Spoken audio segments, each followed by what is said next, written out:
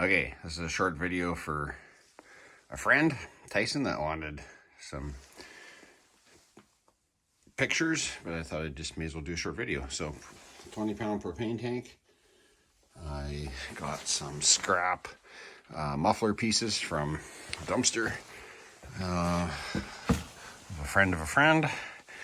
So you can see in the top there, I just cut a hole with the angle grinder. Tried to match it up, ended up filling with a little bit of weld there.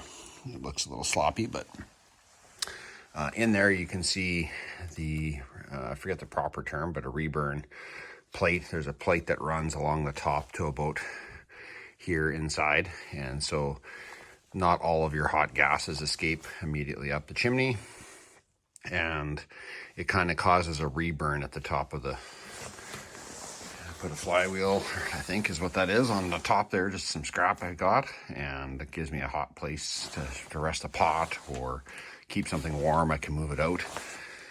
Hinges, I just took some flat, tried to get them parallel, and same with on the door here. So this is, I cut the circle off, and then basically, I think I took another 20-pound propane tank, and I cut the same circle so it has the same curve, and I just cut it just a fraction bigger, and so it overlaps a little bit. And off of the one that was on the inside of this one, I used this piece here, so it's a little bit bigger than this opening that I cut, but it matches the same curve and convex. This is where the valve was, so I just used and welded a little piece that goes through there. So yeah, this part I would probably pay a little bit more attention to how this is parallel, because it wants to bind a little bit here, but if you just keep these bolts a little bit loose, it's not too bad. I just did a simple flap here that I can kind of keep it open halfway, part way, just a little spring here and here, just to keep my hands from getting burnt. But then I can close it and I can dampen it right down, and it'll just smolder. I can open it all the way up. Still not quite enough, so I think I drilled in a couple. Yeah, I drilled in a couple holes here on the back side just for a little extra ventilation, because I use this for a little heat stove in a ice fishing shack, in a tent that I use for ice fishing. And I also use this for my smoker, which is just a furnace, an old propane furnace that I've taken apart and I use. So this feeds into the bottom of a furnace that I have higher up on a stand. So anyways, you can see right about there it starts to bind a little bit,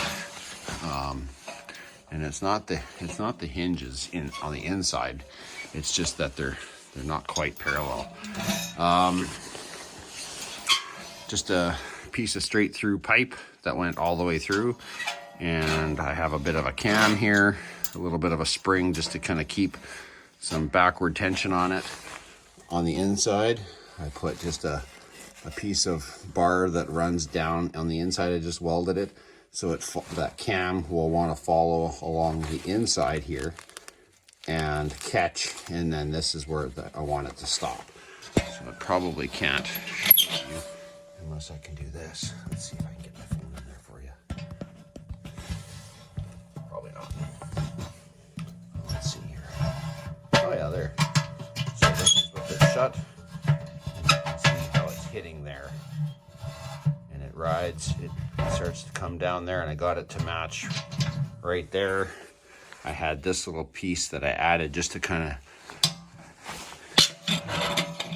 guide the door in if it was sloppy. Same with here. Once I wanted it where it fit, I welded that piece on there so it acts like a little shelf for the door to close, guide it into place. I did try a couple little just little spot welds here just to kind of get it to fit where I wanted, but I found these two pieces here work the best.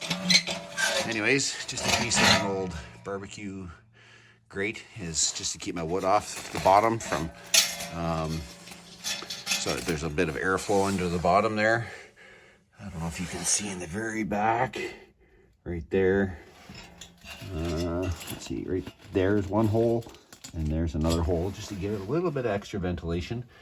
And on the top, just a piece of another barbecue tank. You can see the curve, and that's that reburn plate, deflector plate. I forget the proper name. It'll come to me, of course, after I film this. But the idea is not all the gases go up the chimney. It kind of hits here. It'll reburn, kind of like a rocket stove. It'll cause the gases to go up here, and you'll get a secondary ignition before the gases go out the chimney. And it's meant to be a little more efficient. From a smoker perspective, I'm not sure it's the best idea, because it seems to leave a little bit of soot on my meat. But anyways, that is and then just some cheap legs out of rebar, because that's probably the cheapest without using actual scrap that I had laying around. So that's it.